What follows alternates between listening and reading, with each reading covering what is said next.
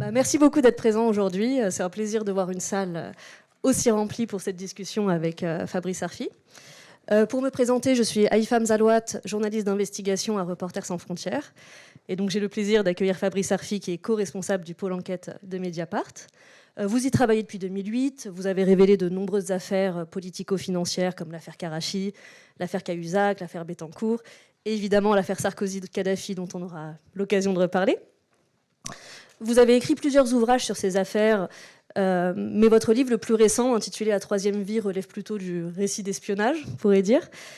Vous pourrez découvrir tous ces ouvrages à la suite de cette discussion, car il y a une séance de dédicace qui est organisée à 14h, donc rendez-vous au 2e étage pour celles et ceux que ça intéresse. Et avant de commencer la discussion plus en détail, je voulais juste souligner que le travail que vous faites à Mediapart, le travail que Mediapart fait s'inscrit complètement dans la vision que RSF a du journalisme, c'est-à-dire une vision exigeante qui nous rappelle que l'information et l'opinion, ce n'est pas la même chose, et que même si les deux ont leur place dans la discussion, dans le contexte actuel, c'est important de rappeler la différence entre le travail journalistique, qui délivre de l'information, et le débat d'idées. Et dans ce contexte, les journalistes d'investigation indépendants sont très très importants, et même essentiels dans le débat public. Donc merci pour votre travail et merci d'être là aujourd'hui.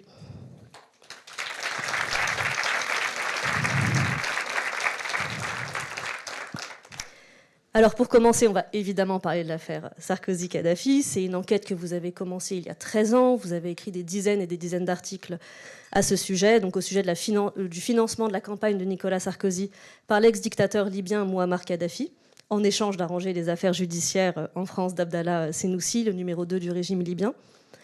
Donc je vais vous demander de résumer rapidement l'affaire pour celles et ceux qui ne sont pas familiers, mais je voudrais surtout vous demander ce que vous avez pensé du traitement médiatique de ces 3 mois de procès, de l'incarcération, puis de la remise en liberté sous contrôle judiciaire de Nicolas Sarkozy à la suite de son appel.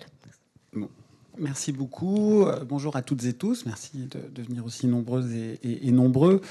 Pour répondre d'un trait aux deux parties de la question, disons que le scénario de l'affaire libyenne est une intrigue judiciaire qui est, on peut le dire, historique à plusieurs égards dans l'histoire pénale et l'histoire politique de France.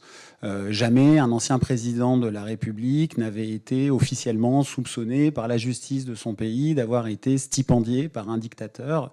Pas que lui et ses plus proches collaborateurs, dont Brice Hortefeux et Claude Guéant, le premier ayant été son ami depuis l'adolescence. Sarkozy est un peu pour Hortefeux le soleil autour duquel il tourne depuis l'âge de 16 ans. Et Claude Guéant, qui est un peu la prolongation juridique, si on me permet l'expression, de Nicolas Sarkozy, qui a été sa doublure, son directeur de cabinet quand il était ministre de l'Intérieur, son secrétaire général de l'Élysée quand il était président de la République, et donc d'avoir été stipendié par un dictateur effroyable, Mouammar Kadhafi, auquel on va faire la guerre, d'ailleurs, 4 ans après les faits présumés.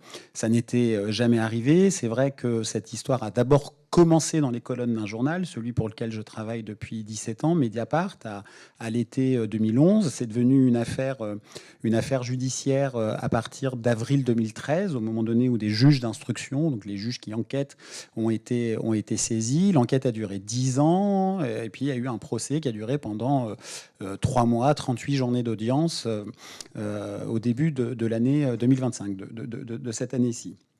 Alors pour répondre à la deuxième partie de la question, le traitement médiatique,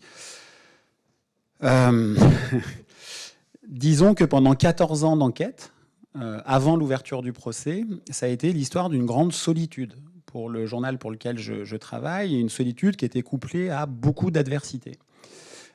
Solitude, comment dire les choses, cette affaire a, pendant le temps de l'enquête, notamment de l'enquête judiciaire, a essentiellement vécu médiatiquement par la force des démentis du principal mis en cause, à savoir Nicolas Sarkozy. Je vous en donne 2 exemples très rapides qui illustrent mon propos, j'espère. Quand il est mis en examen pour la première fois, Nicolas Sarkozy, c'était en mars 2018, il va faire 27 minutes aux 20h de TF1. Quand il est remis en examen pour association de malfaiteurs en octobre 2020, il fait 45 minutes sur, à l'époque, la première chaîne d'information en continu, BFM TV. Alors, que Nicolas Sarkozy s'exprime et se défende, je suis très libéral en la matière, c'est parfaitement normal, et c'est très bien. Ce qui est peut-être plus surprenant, c'est que ni TF1 ici, ni BFM là n'ont consacré 27 minutes ici ou 45 minutes là pour expliquer simplement quels étaient les faits. Et donc là, on est au cœur de quelque chose de fondamental que j'essaye moi d'autopsier et qu'on essaye au journal d'autopsier depuis 25 ans que je fais ce métier, sur ce qu'on appelle les atteintes à la probité, les affaires politico-financières. C'est que par définition, dans ces affaires-là, les gens qui sont mis en cause, c'est des gens puissants. La corruption, c'est la rencontre du pouvoir et de l'argent. Il y a assez peu d'affaires de corruption chez les sans-abri, par définition. Donc les gens étant puissants, ils ont des réseaux, ils ont des relais, ils ont des moyens. Et ils ont notamment la possibilité, parce qu'en plus ils font ça dans leur métier public, c'est d'essayer d'imposer un récit.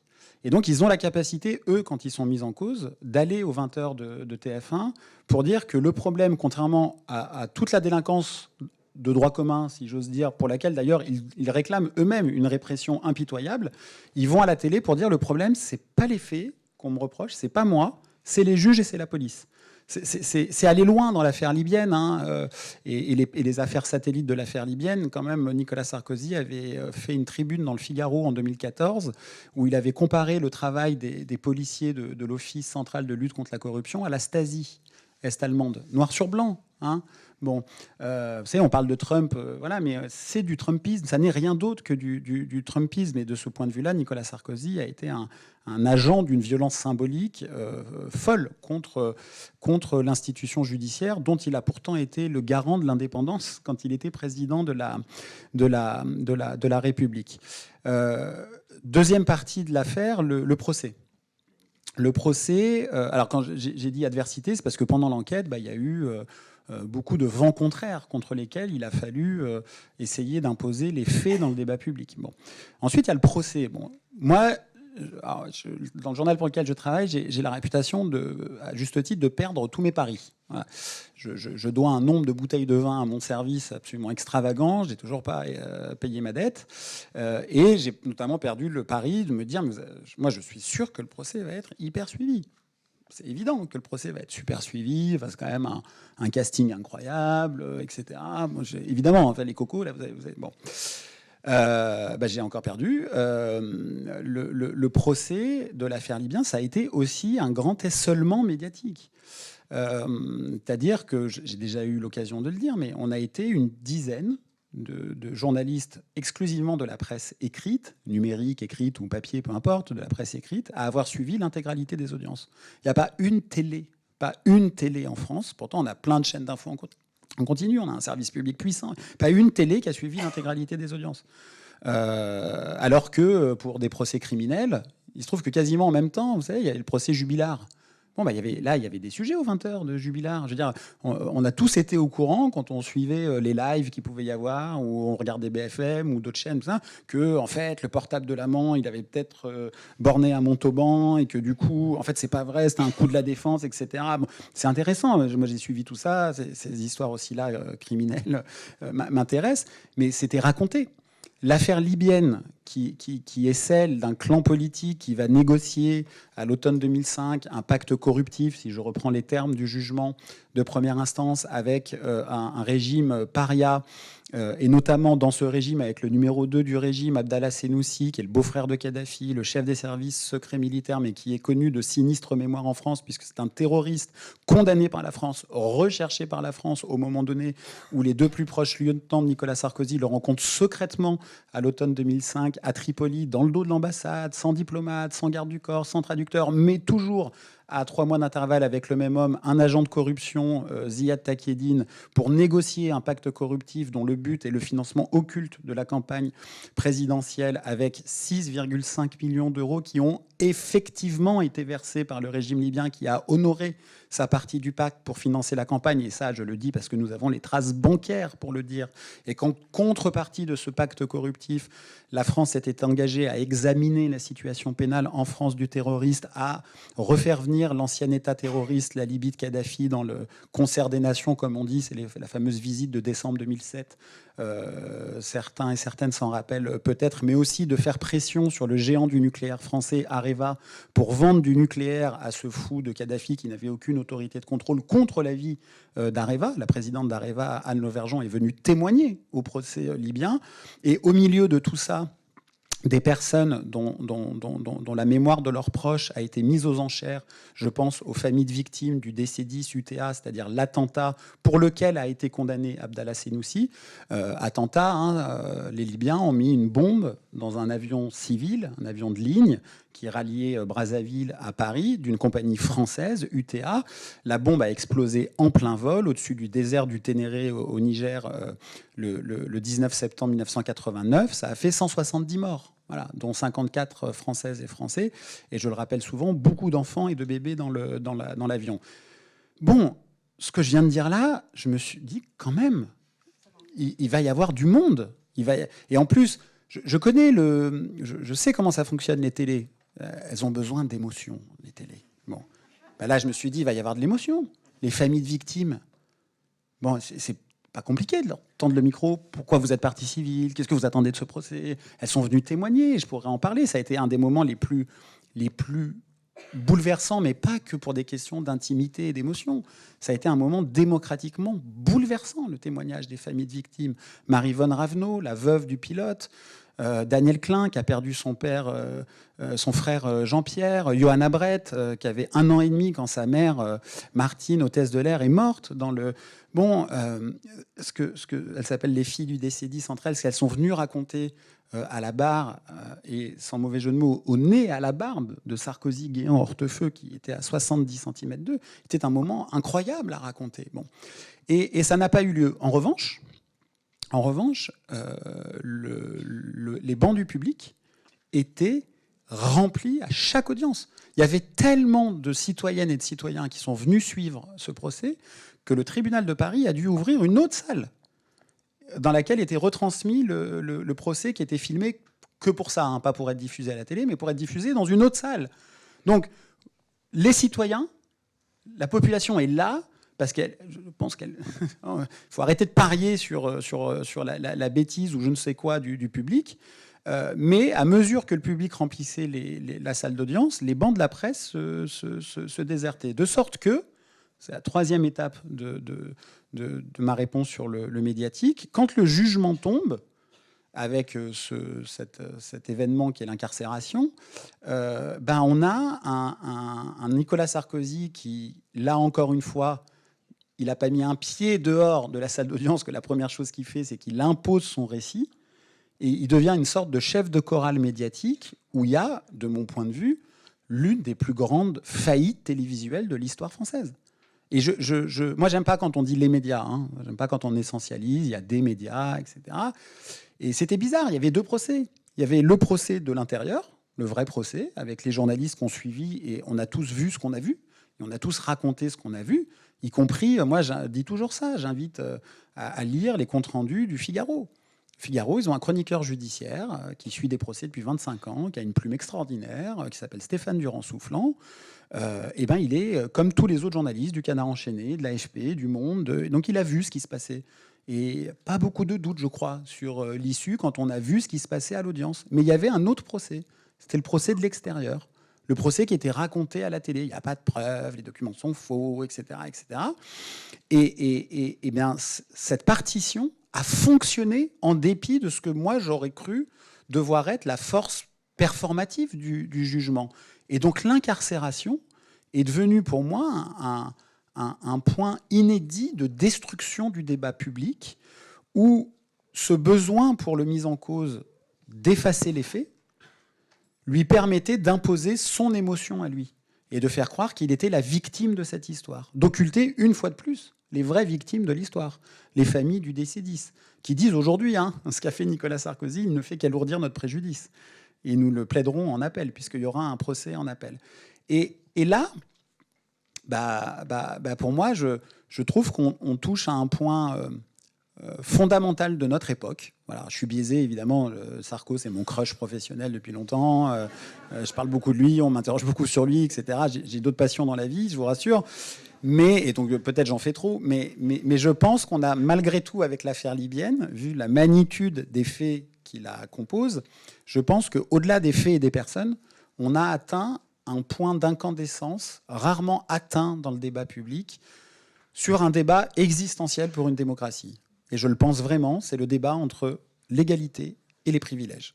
Est-ce qu'on veut l'égalité ou est-ce qu'on veut les privilèges ? Et cette affaire-là, c'est une affaire qui met en lumière ça. C'est illustré magnifiquement, si j'ose dire, par un proche de Nicolas Sarkozy qui s'appelle Jean-Claude Darmon, qui n'est pas l'acteur, hein, c'est un homonyme, un homme d'affaires qui est notamment dans le football, qui au moment de l'incarcération a réagi sur Europe 1 en disant « Mais enfin la prison, vous pouvez retrouver la vidéo, hein, il dit, enfin la prison c'est pas pour les gens comme nous ». Et il ajoute « Nous, on n'est pas des animaux ». Eh bien ce nous, il est anthropologiquement formidable. Il est extraordinaire. Il raconte exactement ce qu'on essaye de raconter avec ces histoires-là. Et ce qui, moi, me rassure, peut-être parce que je suis un sombre optimiste, mais c'est que tout ce cirque, parce que c'est un cirque, c'est un moment comme dans Debord, vous voyez, comme dans la société du spectacle. Le vrai n'est plus qu'un moment du faux. Voilà. On montre pour mieux cacher, hein, c'est ça la société du spectacle. Bon, ça ne marche pas pour autant. Les deux seuls sondages qu'il y a eu, qui ont été rendus publics, alors moi je travaille pour un journal qui ne commande ni ne commente de sondages, mais bon, ils sont dans le débat public, les Françaises et les Français soutiennent très majoritairement la décision de justice. Très majoritairement. Il y a même des médias, je ne dirais pas lesquels, mais je sais, qui essayent d'avoir des sondages contraires. Et ils ne les publient pas, parce que les résultats ne sont pas bons. Pensez bien que certaines chaînes d'information adoreraient pouvoir dire 70% des Français sont choqués par l'incarcération. Mais non, parce que je crois que fondamentalement, on est mu par un désir d'égalité. Alors bien sûr qu'il y en a. Sarko, quand il fait sa mise en scène pour son incarcération, c'est quand même fou, hein, la sortie avec Carla. Mais ça, c'est pas comment dire, c'est. Enfin, moi, que la famille soit triste parce qu'il va en prison, c'est normal. Je veux dire, évidemment, c'est violent la prison, mais la mise en scène du clan familial, de l'émotion, justement, pour toujours faire oublier la réalité des faits, les vérités de faits, comme aurait dit Hannah Arendt, ça a un dessein judiciaire pour ça. Bon. Mais qu'on s'intéresse à la condition carcérale, parce que c'est Sarkozy qui va en prison.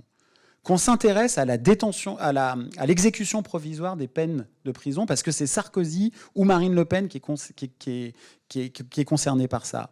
Moi, mais vraiment, ça me révolte. Et ça n'est pas une question de droite ou de gauche. Ça n'est pas un propos partisan, ça n'est pas un propos idéologique. C'est pour ça que cette affaire, je l'aime autant, et on verra ce qui va advenir à la cour d'appel. C'est parce que c'est hyper consensuel. C'est hyper consensuel. Ce que j'essaye de dire, je crois que c'est consensuel. Et je crois que ce qui ne l'est pas, c'est ce qu'ils ont fait eux. Et c'est la façon dont un grand nombre de médias, je l'ai vécu de l'intérieur. Ma réponse est longue et je m'en excuse, mais je vais terminer par un exemple. Vous savez, quand il y a eu le jugement, au journal, on se disait, bon, est-ce qu'on va dans les médias, est-ce qu'on va pas dans les médias, etc. Et moi, je dis, franchement, économie, moi, j'y vais très peu, je ferai peut-être une émission, pas plus, etc. Bon. C'était tellement la folie qu'au bout d'un moment, on s'est dit, faut y aller, quoi. Alors moi, je demandais aux copains, aux copines du journal, ils dit non, mais vas-y, tout ça. Et donc, je suis même allé sur BFM. J'avais juré que j'irais pas, je suis allé sur BFM. Et j'ai fait une émission de Marc Fauvel. Vous pouvez retrouver, enfin, je ne vais pas passer votre vie non plus à regarder les interviews de Fabrice Arfi, mais ça dure 15 minutes, et pendant 15 minutes, je suis l'accusé numéro 1 de cette affaire. Voilà, c'est complètement délirant, et l'exemple que je voulais donner, c'est un lundi, et le dimanche, Nicolas Sarkozy avait fait son entretien dans le JDD. Le JDD lui pose cette question avec cette finesse qu'on connaît au journal du dimanche désormais. Mediapart est-il un problème pour l'état de droit ? Je vous jure que c'est vrai, je vous jure, je n'invente pas. Hein. Alors le journaliste me dit, vous avez lu l'entretien du JDD ? Oui, j'ai lu l'entretien du JDD. Alors Nicolas Sarkozy déclare dans l'entretien du JDD qu'un officier de police judiciaire de l'affaire libyenne a liké certains de vos articles sur les réseaux sociaux. Question, je vous jure que c'est vrai, hein. Question, y a-t-il eu un complot de Mediapart, la police et la justice pour renverser l'ancien président ? Là, je vous avoue Moi, j'essaye d'être toujours hyper calme sur les plateaux télé parce que je pense que c'est celui qui s'énerve qui perd. Mais je vous jure que j'ai perdu mes... Enfin, je pense que si on regarde la vidéo, on me voit chercher quelque chose sous le comptoir, là. Parce qu'en fait, je cherche une bouteille d'eau. Parce que la question m'a tellement mis en fureur que j'ai perdu toute ma salive. Je me suis senti sèche de la bouche. Et je me suis dit, je vais avoir... Moi, je me confie un peu. Je me suis dit, je vais avoir de la bave à la commissure des lèvres. Et là, c'est foutu. Là, tu peux dire le truc le plus intelligent du monde. T'as du blanc comme Juppé au primaire de 2016, là. C'est mort. Bon, ça n'est pas arrivé. J'ai déjà raconté cette anecdote sur un live Twitch de Mediapart. Et j'ai un conférencier qui m'a écrit pour dire à moi, ça m'arrive aussi. Alors, ce qu'il faut faire... Je vous jure que c'est vrai. J'ai un petit tips. Il faut vous mordre le bout de la langue. Ça fait resaliver. Donc j'ai essayé, ça marche. Voilà. Et en fait, là, non mais parce que après on devient le. C'est bizarre d'aller dans un asile de fous pour dire qu'on n'est pas fou, parce qu'on prend le risque de dire mais gars, t'es dans l'asile. Voilà. Et donc on se retrouve aussi dans ce spectacle-là. Et donc voilà. Réponse sur le traitement médiatique. Non, et puis juste, on pourrait souligner, sans repartir sur cette question, à quel point le procès n'a pas été couvert, alors que l'incarcération de Nicolas Sarkozy, le fait qu'il ne mangeait que des yaourts en prison, enfin, pour le coup... On a tous su, on savait ce qu'il mangeait. Voilà. Donc on est passé very quickly de l'argent libyen au yaourt bulgare, très vite. On sait ce qu'il lisait, le comte de Monte Cristo, voilà. Il y a quelqu'un qui m'a écrit, en fait, c'est le comte de Monte Cristo avec les yaourts. Bon. Donc, on a bien compris le message. Monte Cristo, c'est quand je sors, c'est la vengeance. Hein, vous avez compris. Bon. Et la biographie de Jésus. Alors, je ne crois pas que ce soit la partie le pardon. Je pense que c'est plus la résurrection. Hein, voilà. Voilà. On sait que dès qu'il sort, il fait son footing. Ça fait, par exemple, le lendemain de la sortie, on est le mardi 11 novembre, sujet sur BFM TV, le présentateur dit, moi j'ai une fascination pour ça, c'est comme, j'ai un peu honte, mais c'est comme regarder quand on freine et qu'on regarde un accident de voiture sur l'autoroute, quoi. Voilà, bon. Et donc je regarde et le présentateur dit, c'est peut-être l'image de la journée, on est le 11 novembre quand même, hein, bon. C'est peut-être l'image de la journée, Nicolas Sarkozy a repris ses footings. Et là, on le voit et tout, et il y a un envoyé spécial. Voilà, qui dit tout à fait. Et là, on voit Didier Barbelivien qui sort de la maison. Alors, il y a Didier Barbelivien qui sort comme ça. Et puis, ils repartent en voiture. Et le journaliste dit, et je peux vous confirmer une information que nous avons constatée. Carla Bruni est dans la voiture. Voilà. Et on se dit, mais on est chez... Et après, 3 heures plus tard, il y a un sujet sur BFM. Nicolas Sarkozy et Carla Bruni ont été applaudis en arrivant au restaurant Le Flandrin, etc. Et il se trouve, il y avait des caméras qui filmaient, c'est drôle. Hein, comment ils ont su ça, on ne sait pas trop. Voilà. Et donc, moi, ça me donne l'impression, je ne sais pas si vous l'avez vu ou si vous avez des ados, voilà, moi c'est mon cas, ça me fait penser à la série Stranger Things. Vous voyez ? Dans Stranger Things, il y a il y a un monde qui est notre monde réel, comme ça, voilà. Et puis il y a un monde inversé. Il y a un monde, mais je veux dire littéralement à l'envers. Voilà. Et ce monde à l'envers, c'est le monde où il y a les monstres. Et ben pour moi, le traitement audiovisuel de l'affaire libyenne, c'est je crois qu'ils appellent ça l'upside down. Voilà. C'est le monde où il y a les monstres. Et les monstres, c'est pas d'être pour ou contre Nicolas Sarkozy. Les monstres, c'est d'effacer la frontière entre le vrai et le faux. Complètement. Sur quoi je voulais enchaîner ? Oui. Sarkozy, Nicolas. Sarkozy, voilà. Bon, comme on l'a dit, c'est quand même une enquête qui vous occupe beaucoup, qui vous a beaucoup occupé pendant 13 ans. Et vous, en tant que média, vous n'êtes pas comme une ONG comme RSF qui, quand on enquête, on cherche des preuves, notamment dans le but d'aller au contentieux, qu'il y ait une enquête judiciaire qui s'ouvre et on peut être partie prenante de ces procédures. Vous êtes là pour révéler des informations. C'est pas vous qui êtes allé porter plainte ensuite contre Nicolas Sarkozy. Mais du coup, est-ce que vous pouvez nous dire un peu comment se passe la relation avec les tribunaux ? Parce que finalement, l'enquête a été ouverte, l'enquête judiciaire a été ouverte après l'enquête journalistique. Et est-ce que vous êtes contacté par les enquêteurs pour fournir des preuves ? Est-ce que vous êtes auditionné comme témoin ? Comment ça se passe ? Oui, c'est une question qui nous est très souvent posée. il est vrai que quand on fait ce journalisme-là, même si moi je récuse l'appellation journaliste d'investigation, j'aime pas cette expression, mais enfin bon, peu importe, quand on fait de l'information, quoi, qui est la primauté du débat public. Après, les faits, il y a plein de façons de les voir. On ne regarde pas les faits de la même manière. Et c'est normal, qu'on soit de droite, de gauche, qu'on vienne d'ici, de là et tout.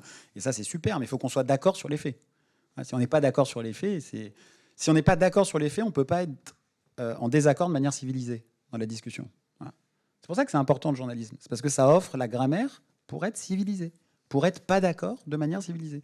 Mais quand on détruit les faits, bah, c'est terminé. C'est la phrase du personnage de Winston Smith dans 1984 d'Orwell, où il écrit dans son journal intime, et on n'a pas le droit d'avoir un journal intime dans 84, mais il écrit « La liberté, c'est la liberté de dire que 2 et 2 font 4 ». Voilà, ça, c'est les faits.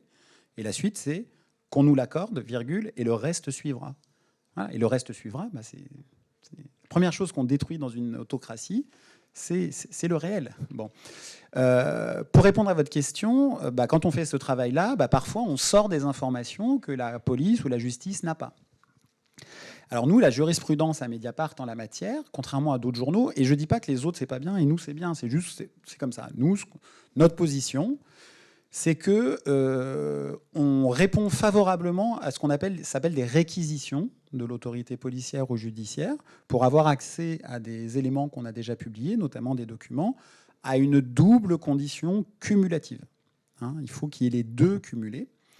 La première, c'est que les informations contenues dans le document aient d'abord été rendues publiques par Mediapart.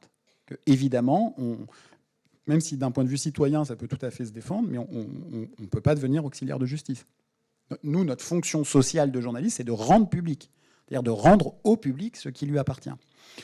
Et la deuxième condition, c'est que ni de près ni de loin, ni directement ni indirectement, de quelque manière que ce soit, la transmission des éléments puisse porter atteinte au secret des sources.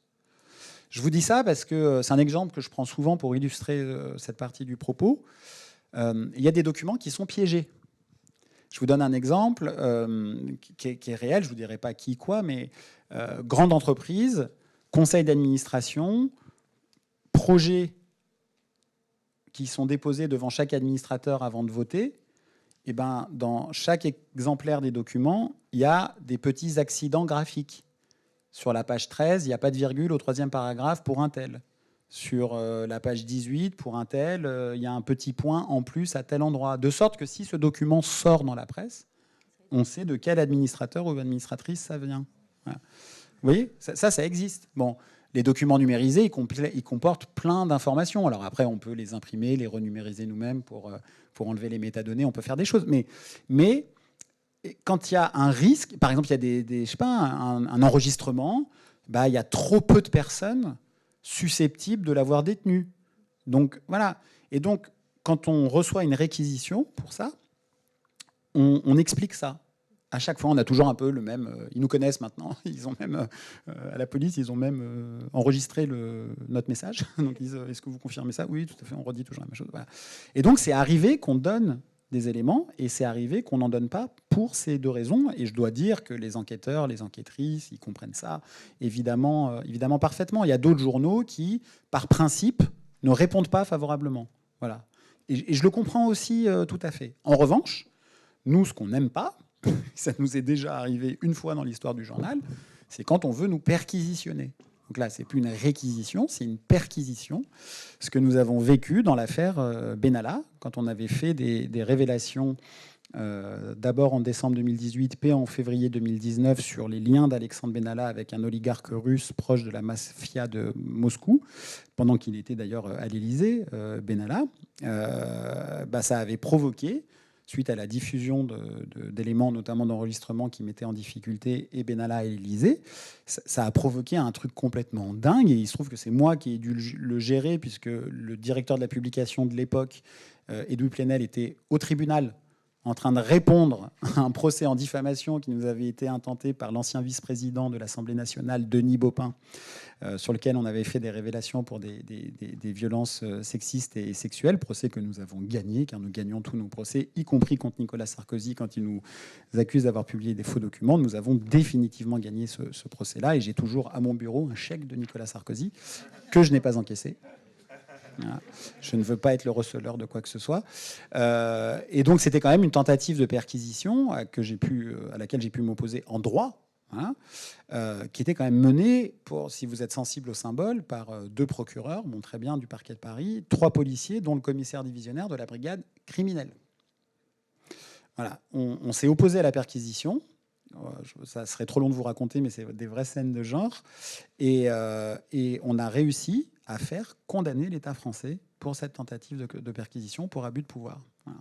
Donc voilà, ça vaut le coup. Justement, vous avez parlé de la question de la protection des sources, de la sécurité des sources. Mediapart est aujourd'hui vraiment identifié. On sait que des sources vous contactent pour vous fournir des informations. Et je me demandais si on avait déjà tenté de vous piéger, en fait, de vous donner de fausses informations. Et de toute façon, plus généralement, comment vous assurer de la fiabilité des informations qu'on vous transmet? Alors ça, je ne sais pas si on a 4 heures devant nous, mais une enquête, c'est un puzzle. Donc on avance pièce par pièce. Et on n'a jamais la totalité du puzzle. Jamais. Et donc on fait toujours avec ce qu'on a. Et moi, je suis partisan de ne... c'est un travail des petits pas. Hein. C'est-à-dire que une enquête, c'est un chemin qui se fait en marchant.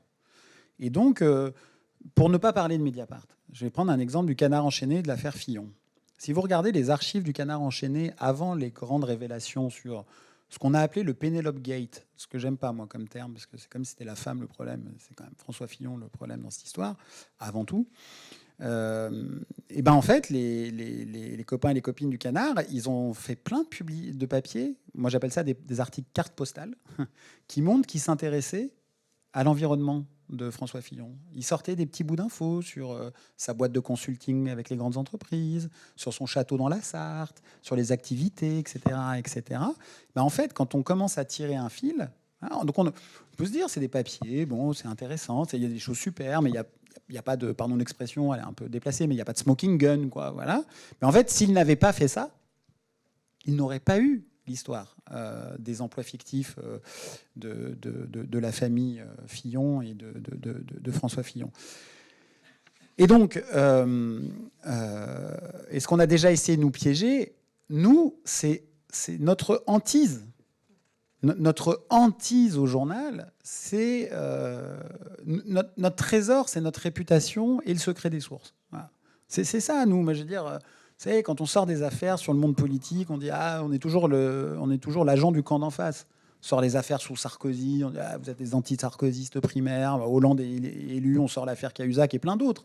Voilà, on sort les affaires de Madame Chikirou, candidate à la mairie de Paris, sur le financement de la campagne de Monsieur Mélenchon en 2017. Voilà, vous faites le jeu du Front National.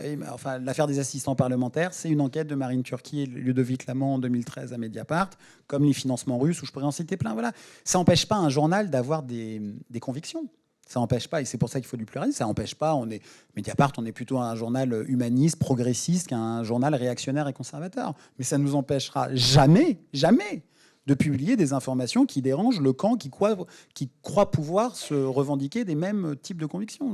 Ça n'a rien à voir. Voilà. Bon. Alors, j'ai une histoire très courte où on a tenté de nous piéger, pas que nous, aussi la justice française.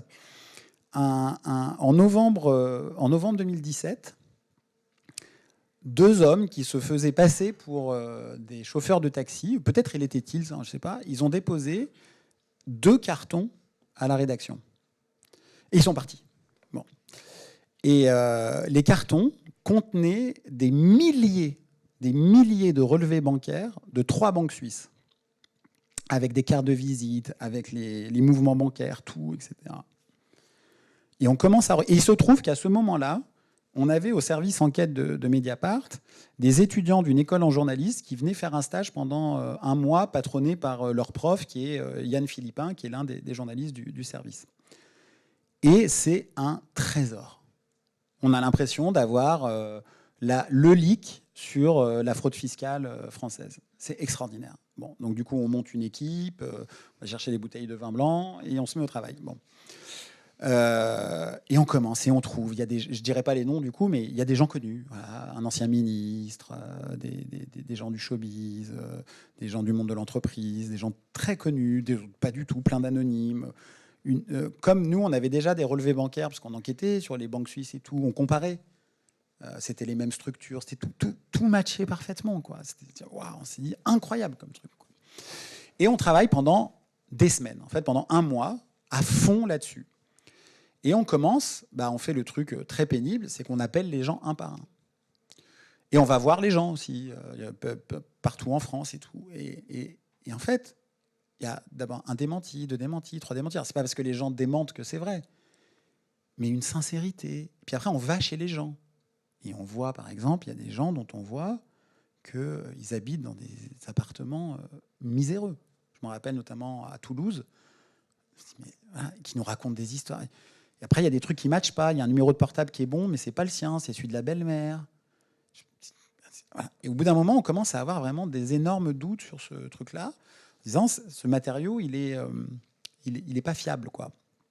Et on prend attache avec des sources qu'on a dans l'administration fiscale, et les sources nous disent « mais c'est dingue, on a reçu les mêmes documents ». Et nous, on a conclu à la fausseté totale, un peu comme nous. Et donc, on a révélé cette histoire qu'on a appelée l'affaire du carton suisse, hein, dans Mediapart.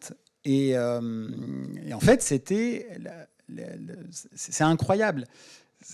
Il y a une enquête judiciaire qui a été ouverte parce qu'on a déposé plainte, et la justice et la police, enfin le fisc avait aussi déposé plainte, et la justice a retrouvé la personne qui était derrière la fabrication des documents.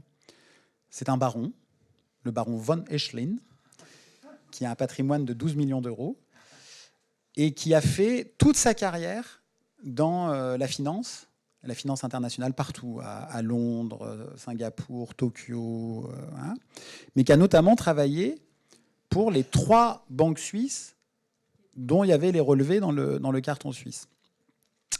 Il a été poursuivi, il a été condamné, mais la justice, comme un ancien directeur de la Division nationale des enquêtes fiscales de Bercy, ont dit qu'ils étaient persuadés qu'il n'était qu'une petite main dans tout ça. Et le soupçon, c'est que c'était une opération soit d'État suisse, soit des banques elles-mêmes, et je vais vous dire pourquoi je pense ça, moi, personnellement, pour envoyer le fisc français et le journal qui avait révélé l'affaire Cahuzac, qui avait participé aux révélations sur HSBC avec Hervé Falciani, sur UBS, pour décrédibiliser, de façon à faire Clearstream, etc. Pourquoi je pense que les banques ont peut-être à voir avec ça ? Parce que la juge d'instruction qui a fait l'enquête, elle a envoyé aux 3 banques dont les données ont été falsifiées, ce qu'on appelle un avis à victime, pour se constituer partie civile au procès. Et les 3 banques ont refusé. C'est bizarre, quand même. Ça aurait pu lui demander plein d'argent au baron. Je pense que je vais vous poser une dernière question avant qu'on passe aux questions du public, donc assez rapidement. Donc on dit souvent que personne ne comprend rien aux enquêtes à l'affaire Sarkozy-Kadhafi. Du coup, comment vous faites pour adapter les sujets complexes que vous traitez, pour les rendre le plus pédagogues possible et pour toucher le maximum de personnes ? Alors, personne n'y comprend rien, qui est le titre du film documentaire au cinéma qu'on a consacré à l'affaire Sarkozy. C'est une phrase de Nicolas Sarkozy.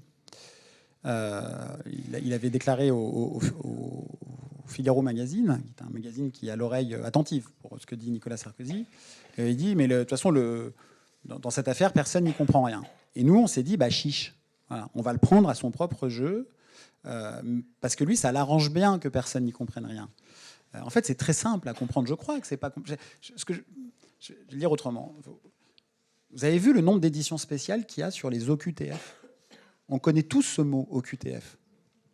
Bon, le droit administratif des étrangers, c'est hyper compliqué. Mais quand on décide d'en parler, que ça devienne un sujet, en fait, on est accessible, hein, on n'est pas plus con que les autres. Donc, il n'y a pas de raison. Voilà. Donc, c'est un choix éditorial. Et donc, c'est vrai, vous avez raison, l'affaire libyenne, on a fait plus de 200 articles avec Karl Lasquet, qui est la personne avec qui j'ai mené toute l'enquête. On est indissociable de cette histoire. Moi, on voit ma trombine à la télé et tout, mais vraiment, sans Karl, il n'y a pas d'affaires libyennes. Donc il faut lui rendre un hommage massif. On a fait plus de 200 articles, on a fait un livre, on a fait une BD, on a fait des podcasts. Peut-être qu'un jour, il y aura des mugs et des chaussettes sur l'affaire libyenne, et moi, j'y serai favorable. Je veux que le journalisme, soit partout. Et évidemment, ça participe de ce que vous dites, c'est-à-dire de diversifier la forme narrative du récit pour pouvoir que ces histoires qu'on dit complexes, et elles le sont parfois parce qu'elles sont tentaculaires, soient le plus accessibles. De la même manière que à Mediapart, on fait des émissions vidéo qui sont en accès libre, on fait plein de pastilles sur les réseaux sociaux, etc. Parce que c'est avec notre modèle économique, nous, qui est très orthodoxe. Voilà, on n'a pas de publicité, pas d'actionnaires, pas de milliardaires, pas de subventions, pas de lien avec les GAFAM, rien. Comme c'est notre slogan, seuls nos lecteurs peuvent nous acheter. On n'a que ça. Je veux dire, nous, le jour où ça va mal, on ne peut pas demander une petite rallonge, on peut pas, c'est pas possible. Voilà. Donc, on a à la fois ce modèle-là, et en même temps, on a besoin d'avoir un peu comme Canal de la grande époque, à l'époque Nulle part ailleurs et tout ça, pour ceux qui ont connu, d'avoir des fenêtres en clair. Voilà, de montrer ce que c'est Mediapart au plus grand nombre. Et c'est notamment pour ça qu'on a des émissions en accès libre, etc., et notamment pour parler à la jeunesse.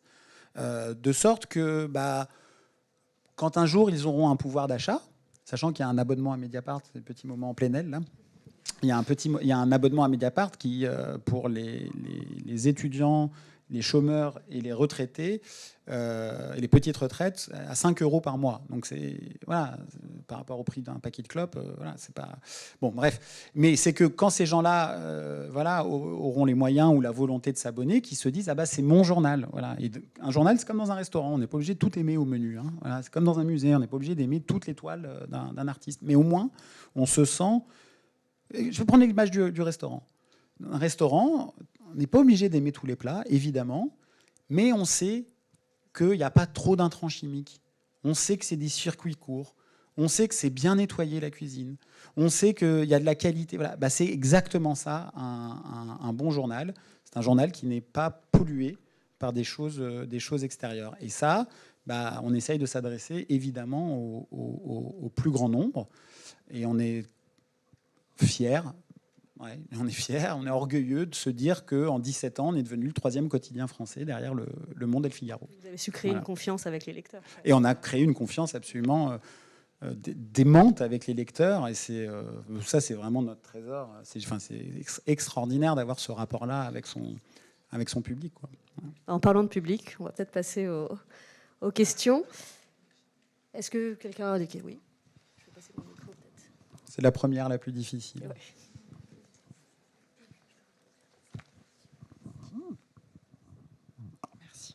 Bonjour, je m'appelle Agathe Bourdariès et je suis étudiante en journalisme. Merci pour votre intervention.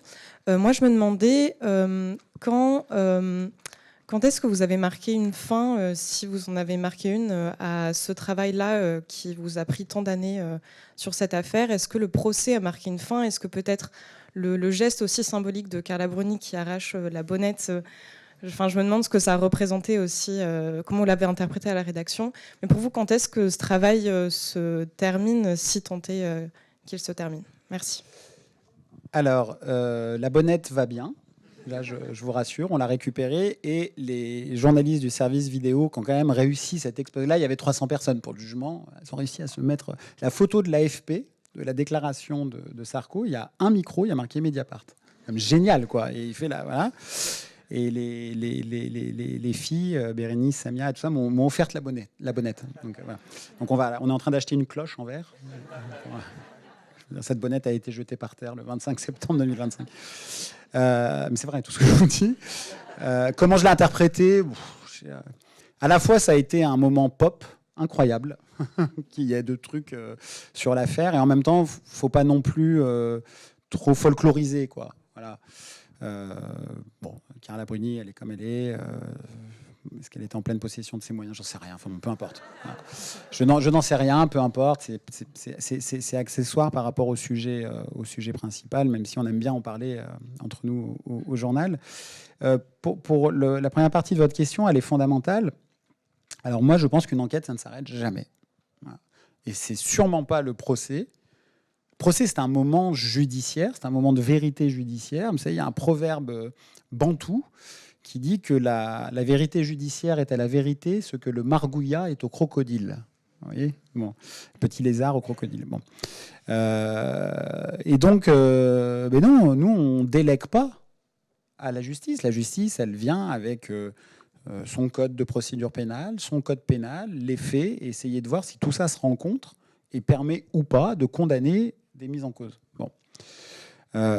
C'est ça la vérité judiciaire. Et on peut condamner des innocents et on peut relaxer en dépit du fait qu'il y ait des faits. Bon. Donc, moi, je m'arrête pas du tout à ça, et sans rentrer dans ma vie professionnelle, pas plus tard qu'hier soir, j'avais au téléphone quelqu'un encore sur l'histoire libyenne, qui est une source que je n'avais pas jusqu'ici. Et donc, le jugement, par ailleurs, la réaction provoque aussi une telle indignation que ça suscite des sources. Ils ne se rendent pas compte, donc les bruitez pas trop ce que je suis en train de vous dire, mais ils ne se rendent pas compte ce que ça suscite, y compris à des très hauts niveaux de l'État, y compris chez certains de leurs clans. Moi, j'ai reçu des messages, après des interventions télévisées, d'anciens de l'Élysée pour me remercier. Parce que, voilà, de l'Élysée sous Sarko. Parce que des gens qui ont un rapport rationnel aux choses. Et qui, c'est la phrase de Charles Péguy qui est très belle. Très belle définition du journalisme qui dit il faut dire ce qu'on voit, mais il faut aussi, et c'est nettement plus difficile, voir ce qu'on voit. Et dans ce moment capté par les algorithmes, l'IA, on ne voit plus ce qu'on voit. Voilà. Bon. Et il y a plein de gens partout. Bon. Et donc, sur l'affaire libyenne, je pense qu'il y a encore une partie de l'histoire à écrire. J'espère que les jeunes générations de journalistes, que les historiens, les historiennes vont se l'approprier. C'est notamment le moment de la guerre. Alors moi, je ne suis pas du tout de ceux qui disent que c'est une guerre fabriquée par Sarkozy. Pas du tout. Il y avait un début de printemps arabe, de révolution libyenne. Évidemment, à Benghazi, de gens qui voulaient s'extraire des mâchoires du dictateur épouvantable. Évidemment, il y a eu un début de guerre civile. Il y a eu un début de répression par Kadhafi. Il n'y a pas de doute là-dessus. Il savait faire que ça.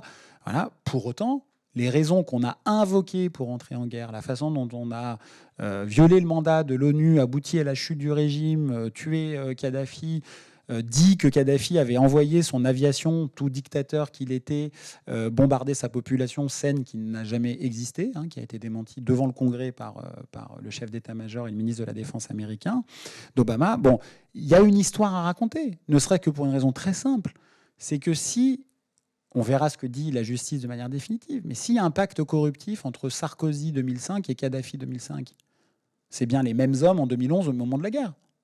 C'est bien Sarkozy 2011, ils n'ont pas changé. C'est pas comme dans Men in Black, ils n'ont pas mis des extraterrestres à l'intérieur des corps. Bon, donc si c'est les mêmes, il y a un lien. Bon, et d'ailleurs, Sarkozy, je vais vous donner un exemple avec le procès. Sarkozy, sa ligne de défense numéro 1, c'est de dire toute cette affaire est une fabrication des kadhafistes pour se venger des bombardements qu'on allait leur mettre sur la tête en 2011. Bon. Très bien, pourquoi pas, bien sûr, les Kadhafis sont capables de plein de choses. Mais Sarkozy, pendant l'enquête judiciaire, il avait dit « Oui, les Libyens ont versé de l'argent en 2006 en pensant financer ma campagne, mais ce fou de Takieddine a tout gardé pour lui, l'agent de corruption. » Sarko n'a pas osé répéter ça à l'audience, parce qu'il a compris pourquoi c'était très dangereux. Par contre, les deux autres, Guéant et Hortefeux, qui font tout comme Sarkozy, mais avec retard. C'est un peu comme la mode entre New York et Paris, quoi. Voilà. Voilà. Et ben, à l'audience, ils ont dit ah oui, comme Nicolas, bien sûr. Ils ont versé de l'argent en pensant financer la campagne en 2006, bien sûr, évidemment. Et vous aussi, monsieur Hortefeux, vous êtes d'accord avec ça? Ah ben oui, bien sûr, moi je suis d'accord avec ça. Eh ben oui, mais sauf que si les Libyens ont effectivement versé de l'argent en 2006 en pensant financer la campagne, ben c'est normal qu'en 2011, ils disent on a versé de l'argent pour financer la campagne. Donc c'est pas une fabrication en 2011. Donc Sarko, il joue trop de ballons, voilà, comme au foot. Il joue trop de ballons. Donc ça s'annule, ça s'autodétruit. Donc ça ne tient pas 2 secondes la route. Bon.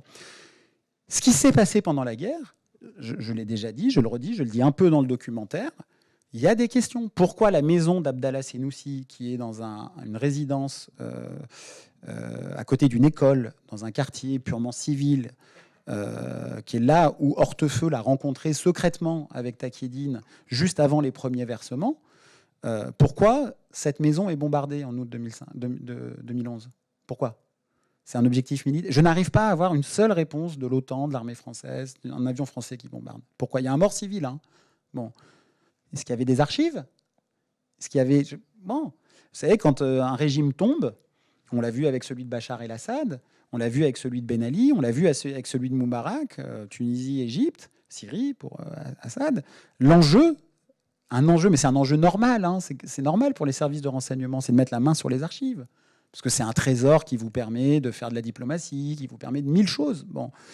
Je pense qu'il y a un enjeu des archives libyennes, si on accepte que Sarkozy 2005, c'est le même que Kadhafi 2011. Et donc, par exemple, ça, pour répondre à votre question, c'est une partie de l'histoire à écrire encore.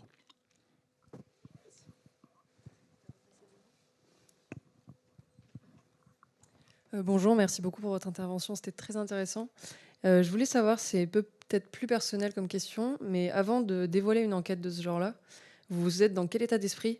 Et est-ce que vous organisez quelque chose avec vos collègues ? Est-ce que vous dévoilez tout en même temps, ensemble ? Comment vous vous sentez personnellement ? Merci pour la question. Alors, comment je me sens comment dire, à la fois sûr et inquiet, quoi. Toujours inquiet de la réception, sûr de notre fête. Voilà, c'est-à-dire qu'on on publie quand on est sûr. Et en fait, on a un code de la route déontologique et légal. C'est-à-dire que en France, quand on est journaliste, pas que journaliste, mais quand on est journaliste, on peut être traîné au tribunal correctionnel pour nos écrits. C'est un délit pénal. On peut provoquer des délits devant le tribunal correctionnel avec notre plume. Et c'est normal. C'est normal. Moi, je trouve ça très bien. Je vais vous dire pourquoi je le trouve ça très bien. Moralement, je le trouve ça légalement et je le trouve démocratiquement. C'est hyper violent le métier qu'on fait. Pour les gens sur lesquels on écrit. Même si c'est des gens puissants. Même si c'est des gens qu'on aime ne pas aimer. Peu importe. C'est avec notre plume, on ravage des réputations. On fait un mal fou. On est un métier de vampire. Faut quand même Non, mais il faut quand même... Je veux dire, quand même. On suce le réel et on le recrache à la face du monde, mais parce qu'il est d'intérêt général. Parce qu'il est d'intérêt général. Donc, c'est-à-dire que ça appartient à tout le monde. Si c'est vrai et d'intérêt général, ça doit être connu du plus grand monde. Mais c'est pas sans conséquence sur la vie des gens, sur leur carrière, sur leur famille, sur leur propre... Voilà. Donc, attention. Et donc ça, la loi, qui est une loi extraordinaire, depuis juillet 1881, la pratique du métier de journaliste est encadrée par la loi. Et le juge pénal est le garant de la répression et de la liberté. Quand on est garant de la répression, on est garant de la liberté et inversement. Et donc, nous, on a plein de critères légaux à respecter quand on publie ces enquêtes, a fortiori quand elles sont sensibles. Et je vous dis ça parce que c'est une partie de la réponse à ma question. C'est qu'avant de publier, quand c'est très sensible, on a des réunions avec notre service juridique, avec notre cabinet d'avocats qui nous suit depuis 17 ans, avec la rédaction en chef, avec la directrice de la publication, qui est aujourd'hui Karine Fouteau, qui a succédé à Edouard Plenel, parce que la directrice de la publication, en droit de la presse, c'est elle qui engage sa responsabilité juridique, personnelle, pour tous les articles qu'ils ont publiés. Ce pas les journalistes. Hein. Les journalistes, ils sont complices. Ils sont complices. L'auteur principal, c'est le directeur ou la directrice de publication. Il y a des raisons historiques à ça, je ne vais pas les détailler. Mais donc, pour répondre à votre question, on est dans un état d'esprit, mais d'hyper-vigilance juridique. Parce qu'il faut que ce qu'on écrive, on puisse le soutenir devant un tribunal. C'est capital. Et donc, c'est bizarre à dire, mais à Mediapart, on passe plus de temps à ne pas publier qu'à publier. Parce que dans le journalisme, il y a ce qu'on croit savoir. Il ne faut pas écrire. Il y a ce qu'on sait. Il ne faut pas écrire. Et il y a ce qu'on peut publier. Il faut écrire.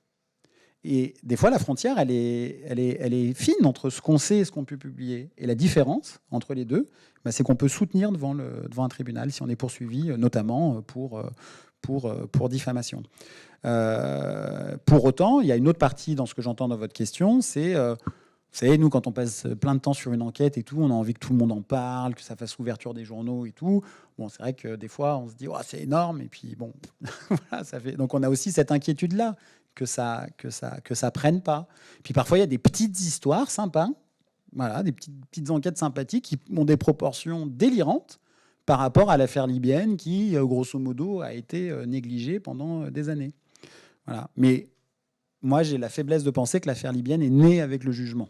Donc, je prends le pari que je vais perdre, donc, qu'il y aura plein de journalistes au procès en appel.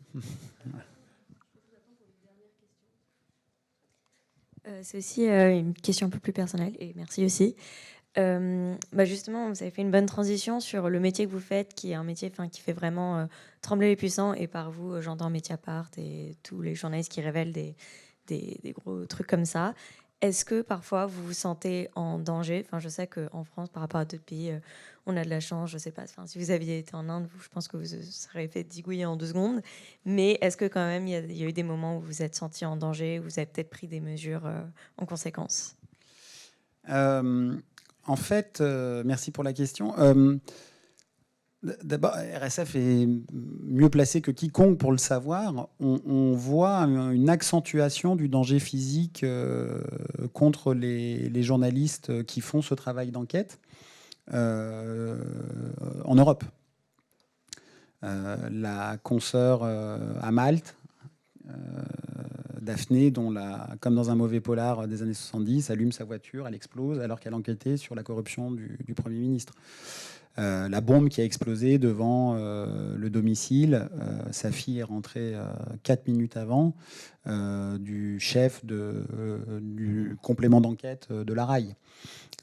Journalistes qui ont été assassinés dans les Balkans. Bon, c'est en Europe. Bon, et je dis pas que parce que c'est en Europe, c'est plus important que en Inde, au Congo ou ailleurs, ou au Mexique, où il y a une tradition de l'assassinat des journalistes qui enquêtent notamment sur le narcotrafic, mais pas que des journalistes, évidemment aussi des militants féministes, beaucoup. Bon.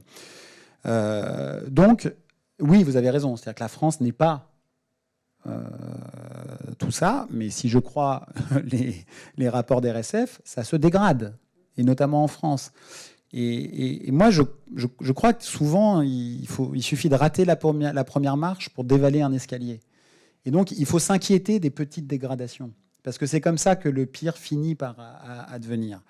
Et dans un moment où les médias, non pas le journalisme, mais les médias sont détestés par une grande partie de la population, avec une classe politique, même si ça encore j'aime pas, parce que dans la classe politique, il y a plein de gens, il y a des gens très dévoués, il y a des gens qui font ce qu'ils peuvent, où ils sont, etc. Mais que quand même l'enjeu de la liberté d'informer ne paraît pas au sommet de la pyramide des préoccupations démocratiques, comme si c'était qu'un truc de journaliste, en fait. On a l'impression que la liberté d'informer, c'est un truc corporatiste de journaliste, mais il n'y a pas plus citoyen que ça. Je veux dire, un grand écrivain qu'on a tous étudié à l'école, Victor Hugo, il a aussi été député, 1848. Son premier discours à la Chambre, c'est sur la liberté de la presse. Et il dit, en démocratie, si on n'a pas le droit de vote et la liberté d'informer, la liberté de la presse, on n'a pas la démocratie. Donc c'est pas une petite question, et je dis pas ça parce que je suis journaliste. C'est pas nous le sujet. Le sujet, c'est vous. Le sujet, c'est votre information. Parce qu'on ne peut pas décider en démocratie, qui est quand même le régime du n'importe qui. N'importe qui vaut n'importe qui. On ne peut pas décider de notre avenir commun, même si on s'engueule, on n'est pas d'accord, et ça, c'est tant mieux, si on n'est pas au courant. Sinon, on est condamné à lire des prospectus, à regarder des discours. Voilà, mais en fait, il y a une réalité derrière la communication. Et le droit de vote sans la liberté d'informer, ça s'appelle la Russie de Poutine, en fait. Voilà. Et la liberté d'informer sans le droit de vote, ça s'appelle Monaco. Bon. Je ne suis pas sûr qu'on ait envie d'être Monaco ou la Russie de Poutine quand on est le pays de la nuit du 4 août, quoi, de 1789, de la Déclaration des droits de l'homme et de tout ça. Bon. Donc, je ne parle pas de la partie qui a vrillé, de la Révolution avec la terreur et tout ça, et la loi des suspects. Mais, et donc, par rapport à votre question, oui, moi, après, c'est pas pour parler de moi, mais il m'est déjà arrivé d'avoir eu des menaces dans des histoires, quand j'ai enquêté sur, par exemple, les escrocs de des quotas carbone, qui a donné lieu à un livre qui s'appelait D'argent et de sang, qui a été ensuite adapté en série. Bon, je me suis pas fait que des amis, et j'ai découvert des choses, des projets qu'il y avait eu pour un des gars qui est soupçonné de plusieurs assassinats me concernant. Bon, c'est pas hyper agréable, quoi. Voilà. Surtout pas agréable pour ma famille. Voilà, j'ai des enfants. On en parle, enfin bon, voilà. Dans l'affaire libyenne, il y en a un qui m'a cherché des noises, qui est l'autre Ziad Takieddine. S'il sait que je dis ça, ça ne sera plus des noises qu'il va me chercher, qui s'appelle Alexandre Joury, qui est l'autre agent de corruption, qui est en prison d'ailleurs. Lui, il n'a pas été libéré. Pendant le procès, il m'a un peu cherché. Et d'ailleurs, devant la bouche de métro, il a eu une phrase qu'on a rendue publique. Et heureusement, j'avais un journaliste du Monde derrière moi qui a été témoin, donc au moins, comme ça, je passais pas pour un. Voilà. Il m'a dit, mais moi, je ne menace pas, je fais. Voilà. Et c'est quelqu'un qui vient du grand banditisme et qui avait avant d'avoir fréquenté Sarkozy et Guéant à l'Élysée, il a un petit parcours. Voilà. Il était lié à tout ça sans avoir été jamais condamné. Bref. Donc, oui, tout ça, ça existe. Moi, la chance qu'on a, mais comme plein de gens dans plein de journaux, c'est qu'on n'est pas des loups solitaires, en fait. On est dans une rédaction, on se tient chaud, mais vraiment. Je veux dire, là, je parle de Mediapart, mais je pourrais parler de plein d'autres journaux. C'est vraiment pas, je suis pas là pour dire que Mediapart c'est mieux qu'ailleurs. Mais voilà, et ça, c'est voilà, les journalistes qui s'isolent. D'abord, c'est très dangereux journalistiquement, parce qu'au bout d'un moment, on devient otage de son obsession journalistique, on veut faire rentrer des ronds dans des carrés et tout. Moi, avec Karl Lasquet, quand on fait 14 ans d'enquête sur l'affaire libyenne, on a toujours un pour dire à l'autre qui est un peu enthousiaste, wow, gars, attends, on se pose. Voilà, il y a toujours ce petit... Et ça, c'est fondamental. Et puis après, vous avez une rédaction qui vous soutient, une rédaction en chef, qui est là, des avocats, etc. Et c'est vrai qu'à Mediapart, on commence à être bien organisé, quoi, par rapport à ça. Donc voilà. Mais ce qu'il faudrait, c'est quand même la vigilance, moi, je trouve, des pouvoirs publics. Parce qu'ils pensent que parce qu'on est la France, on est une île au milieu du monde et qu'on ne serait pas concerné par... Tout ce qui traverse le chaos mondial ailleurs. Si, pas moins que les autres, quoi. Voilà. En plus, rien qu'en France, on a quand même eu l'affaire Ariane Lavrieux il n'y a pas si longtemps, d'atteinte à la protection des sources. Je pense qu'on va devoir libérer la salle. Je suis désolée, mais merci beaucoup pour cette intervention. Merci à tous d'être venus.